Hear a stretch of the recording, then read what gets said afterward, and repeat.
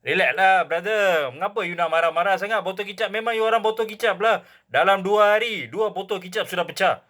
Dia orang bukannya orang tidak bersalah. Terbaiklah siapa yang buat tu. Harap-harap lebih banyak botol kicap dipecahkan. So that population automatically kurang. Tak nak malu ke lu orang? Every time you orang juga. Kalau orang cakap kongsi gelap, dari dulu sampai sekarang, kongsi gelap, you orang tak nak marah. Itu botol kicap saja lu orang marah apa? Itu botol kicap tu lu punya bapa punya nama kah? Semua nombor lu orang adalah.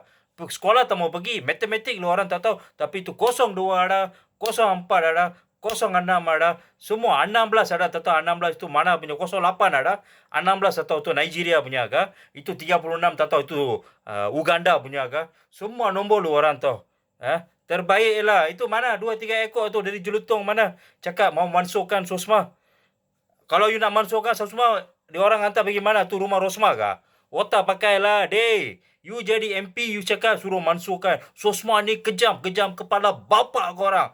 Terbaiklah. Harap-harap lebih banyak botol kicap dipecahkan. Saya akan terus cakap botol kicap sepanjang tahun ni. Memang you orang yang memalukan sendiri punya bangsa. Otak pakai. Jangan otak tu letak dekat bontot. Terbaiklah. Terbaik botol kicap.